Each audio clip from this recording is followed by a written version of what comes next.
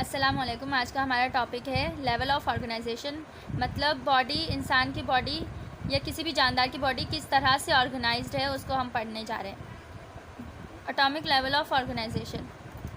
There are 100 kinds of atoms and among these 16 elements are called bio elements. 100 किस्म के atoms होते हैं, उनमें से भी 16 एलिमेंट्स होते हैं जिन्हें हम बायो एलिमेंट्स कहते हैं, जो ज़िंदगी के लिए ज़रूरी होते हैं। मतलब बहुत सारे एलिमेंट्स, 100 किस्म के एलिमेंट्स पाए जाते हैं। जिंक, आयरन, फॉस्फोरस, जितने भी एलिमेंट्स हैं, मैग्नीशियम, इन सब को मिला के। लेकिन जो 16 होते हैं वो ज़रूरी होते हैं ज़िंदगी के लिए। और 6 elements are called basic elements of life. 6 elements basic elements होते हैं जिनमें carbon, hydrogen, oxygen, nitrogen, sulphur और फॉस्फोरस आता है। कार्बन, हाइड्रोजन, ऑक्सीजन सब में पाया जाता है। प्रोटीन में, लिपिड्स, कार्बोहाइड्रेट्स, ये सब कार्बन, हाइड्रोजन और ऑक्सीजन से मिलके बनी हुई होती है। और नाइट्रोजन और सल्फर डीएनए और प्रोटीन बनाते हैं। फॉस्फोरस एटीपी, डीएनए और प्रोटीन बनाते हैं। सही है। Molecular level of organisation. अगर मॉलिक्यूल मतलब मॉलिक्यूल के लेवल का ऑर्गेनाइजेशन देखें तो, और जो ऑर्गेनिक मॉलिक्यूल होते हैं उन्हें हम बायो मॉलिक्यूल्स कहते हैं। जो मॉलिक्यूल्स लिविंग ऑर्गेनिजम्स के जिस्म में पाए जाते हैं उन्हें हम बायो मॉलिक्यूल्स कहते हैं। ये 2 किस्म के होते हैं, माइक्रो मॉलिक्यूल्स होते हैं और मैक्रो मॉलिक्यूल्स। माइक्रो मॉलिक्यूल्स मतलब जो छोटे होते हैं, बज़ाहिर उनका स्ट्रक्चर्स बड़ा होता है, जैसे C6H12O6 ग्लूकोज का स्ट्रक्चर होता है। अमाइनो एसिड का स्ट्रक्चर भी बड़ा होता है, लेकिन ये इनसे छोटे होते हैं। कार्बोहाइड्रेट से ग्लूकोज छोटा होता है, प्रोटीन से अमाइनो एसिड छोटा होता है, इसीलिए हम इनको माइक्रो मॉलिक्यूल्स कहते हैं। और मैक्रो मॉलिक्यूल्स जो बड़े मॉलिक्यूल्स होते हैं, जैसे ग्लूकोज, छोटे छोटे ग्लूकोज मिलके कार्बोहाइड्रेट्स बनाते हैं, अमाइनो एसिड्स मिलके प्रोटीन बनाते हैं, फैटी एसिड्स मिलके लिपिड्स बनाते हैं। Cellular level of organisation. इसमें सेल बेसिक यूनिट है लाइफ का। सही है। छोटे छोटे सेल्स मिलके टिश्यूज़ बनाते हैं। सिमिलर सेल्स मिलके टिश्यूज़ बनाएंगे, डिफरेंट टिश्यूज़ मिलके ऑर्गन्स बनाएंगे, और डिफरेंट ऑर्गन्स मिलके ऑर्गन सिस्टम बनाएंगे, डिफरेंट ऑर्गन सिस्टम मिलके एक ऑर्गेनिज़म बनाएंगे, जानदार बनाएंगे, जिसे हम मल्टी सेलुलर ऑर्गेनिजम्स कहते हैं। मल्टी का मतलब होता है ज़्यादा सेल्स से बना हुआ ऑर्गेनिज़म। ठीक है। अगर हम सेल के भी पीछे जाएं, सेल से पीछे जाएं तो मैक्रो मॉलिक्यूल्स मिलते हैं।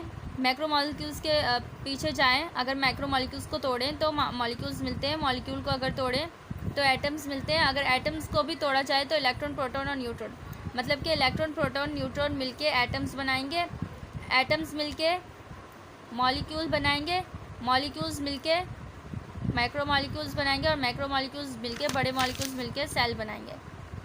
फिर सेल से टिश्यूज़ बनते हैं, टिश्यूज़ से ऑर्गन, ऑर्गन से ऑर्गन सिस्टम, ऑर्गन सिस्टम से multi cellular organism. Taxonomic level. इसमें क्लासिफाई किया जाता है लिविंग ऑर्गेनिजम्स को डिफरेंट ग्रुप्स में। स्पीशीज़, इसमें स्पीशीज़ आता है। स्पीशीज़ टैक्सोनॉमिक लेवल का यूनिट होता है। जितने भी ऑर्गेनिजम्स हैं जो सिमिलर दिख रहे हैं, वो अगर आपस में इंटरब्रीड करेंगे और प्रोड्यूस करेंगे बेबीज़ जो फर्टाइल होंगे, उन्हें हम स्पीशीज़ कहते हैं। जैसे अगर मेल है और फीमेल है, वो आप बिल्कुल सेम नहीं होते लेकिन सिमिलर दिख रहे होते हैं, अगर वो आपस में इंटरब्रीड करेंगे तो बेबीज़ प्रोड्यूस करेंगे। सही है। जैसे अगर घोड़ा और गधे को इंटरब्रीड कराया जाए, आपस में क्रॉस कराया जाए, तो वो जो बेबीज़ प्रोड्यूस करेंगे, वो बेबीज़ तो प्रोड्यूस करेंगे लेकिन वो फर्टाइल नहीं होंगे, स्टेराइल होंगे। जो खच्चर होता है वो स्टेराइल होता है, फर्टाइल नहीं होता, वो आगे चल के बेबीज़ प्रोड्यूस नहीं कर सकता। तो जो बज़ाहिर दिख रहे हों, सिमिलर दिख रहे हों, और वो इंटरब्रीड करके बेबीज़ प्रोड्यूस करें जो फर्टाइल हों, उन्हें हम स्पीशीज़ कहते हैं। Population level. स्पीशीज़ के मेंबर्स जो एक ख़ास एरिया में रह रहे हैं उसे हम पॉपुलेशन कहते हैं।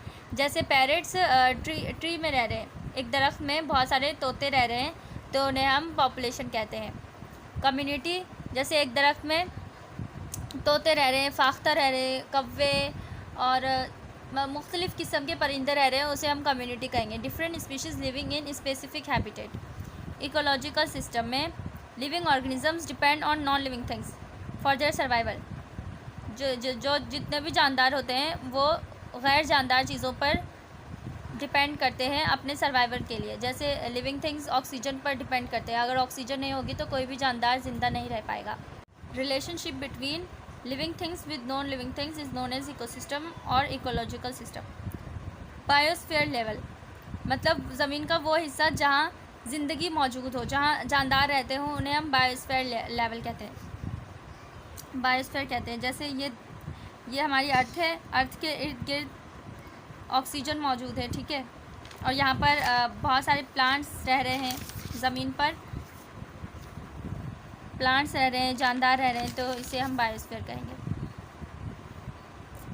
मल्टी सेलुलर ऑर्गेनिजम्स जैसे लायन है, लायन बहुत सारे लायन मिले, ठीक है, उनके लायन के बच्चे वो पॉपुलेशन बनाएंगे, और लायन की स्पीशीज़ और ज़ेब्रा की स्पीशीज़, ज़ेब्रा और लायन एक स्पेसिफिक हैबिटेट में रह रहे हैं तो वो कम्युनिटी बनाएंगे। अगर बहुत सारे कम्युनिटी को अगर मिलाया जाए तो इकोसिस्टम बनेगा, इकोसिस्टम को मिलाएंगे तो बायोस्फीयर बनेगा।